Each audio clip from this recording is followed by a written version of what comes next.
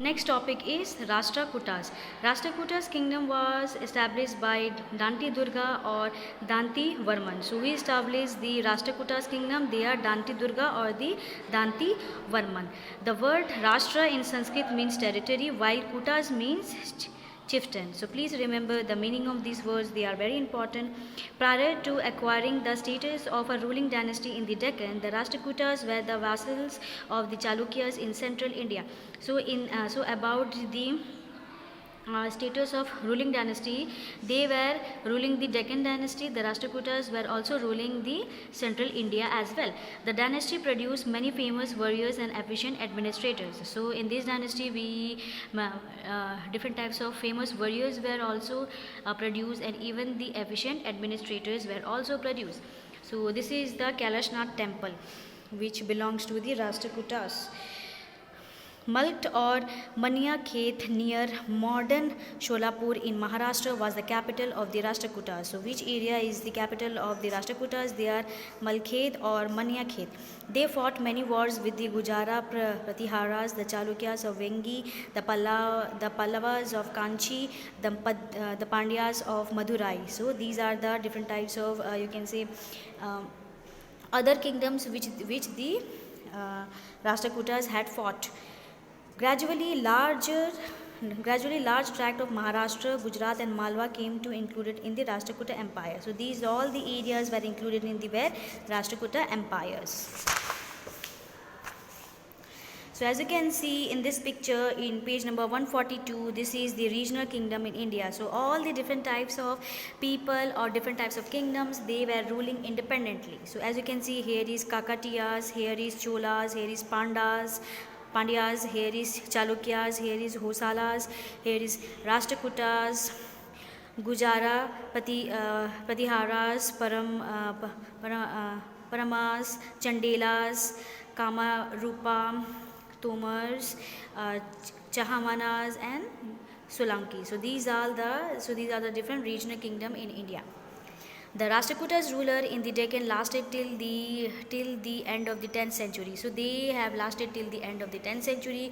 Govinda III, that is 793 to 814 CE, Umagha Varsha 1814 to 1878 CE, and Krishna III 934 to 963 CE were the most famous among the Rashtrakuta rulers. So they are the famous, you can say, rulers. They are Govinda, Amogho Varsha, and Krishna III. The rock-cut cave temple at the Ellora and Elephanta in modern-day Maharashtra, now two of the UNESCO World Heritage Site in India, which were built by the Rashtrakuta rulers. So these two, you can say, these two World Heritage. The first is the temples at the Ellora and the Elephanta in the modern Maharashtra. These are included in the UNESCO World Heritage Site in India, and they were built during the Rashtrakuta rulers.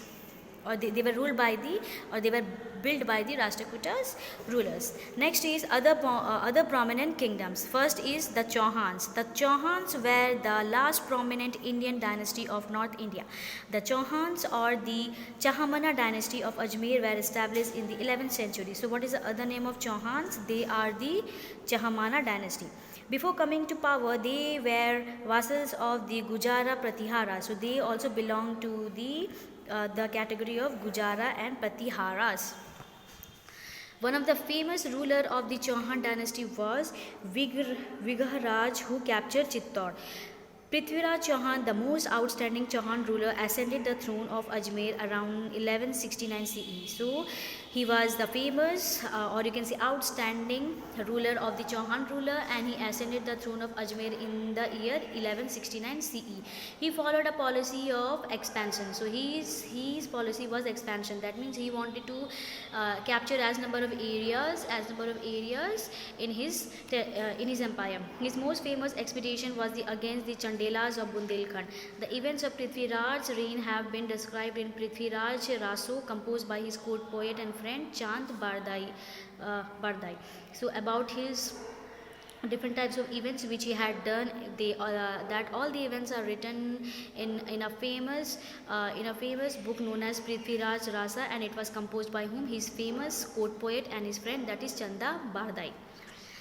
Prithviraj Chauhan was engaged in the first and second battle of Tarain against Muhammad Ghori in 1191 CE and 1192 CE respectively. In the first battle of Tarain, he defeated Ghori. So he also defeated, you can say, Muhammad Ghori in the first battle of Tarain.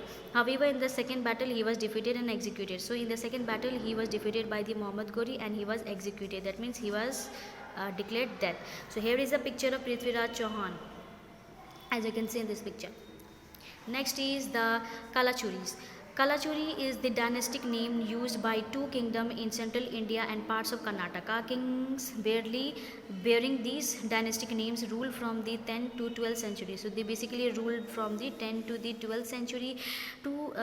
To differentiate them, historians call them the northern and southern branches of Kalachuri dynasty. So in order to differentiate them, they call them on the basis of northern branches of Kalachuri dynasty and southern branches of Kalachuri dynasty, so that they can differentiate between both the you can say emperor. The northern Kalachuris ruled over the areas of present day western Madhya Pradesh and Rajasthan. They were earlier called Chedi or Heya. So the northern branches of Kalachuri, they were also known as Chedi or Haya. The southern Kalachuris, who ruled over parts of the Karnataka, are supposed to be offshoot of Abhira of Trikuta dynasty. The northern Kalachuris, who probably rose to prominence earlier, trace their origin to a royal line that dominated northern Maharashtra, Malwa and western Deccan in the 6th and early 7th century. Their capital was Mahishmati in the Narmada river valley. So this is very important. There were three prominent members of this ruling class, including Krishna Raja, Shankaragana and Buddha Raja. Subsequently, they shifted their base to Tripuri or Tewar in central India. They expanded significantly in the 11th century and declined in the 12th century to the 13th century. So finally the Kalachuris, they were defeated, they were declined in the 12th or to 13th century. Southern Kalachuris rose to power in the Deccan between the 1156 and 1181 CE. So after the decline of the northern Kalachuris, southern Kalachuris emerges. At their peak, they ruled parts of the Deccan extending over region of present day North Karnataka and parts of Maharashtra. So they were ruling the North Karnataka and the parts of the Maharashtras. They trace their origin to Krishna, who was the conqueror of Kalinjar and Dahala in Madhya Pradesh.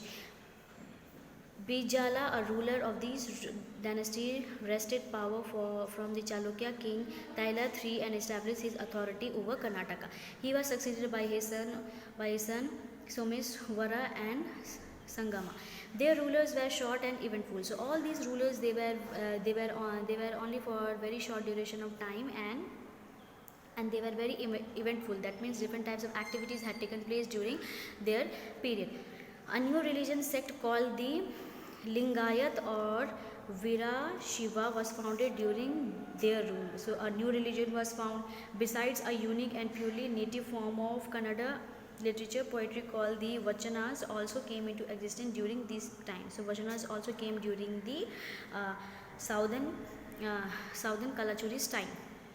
The writers of Vachanas were called Vachanakaras, that means the poet. Many other important works like Virupaksha Panditas, Chena Basava Purana, Dharani Panditas, Bijala Chariti and Chandrasagar Varnis Bijala Raya Purana were also written during the reign of the southern Kalachuri. So these terms are very important. Please remember it.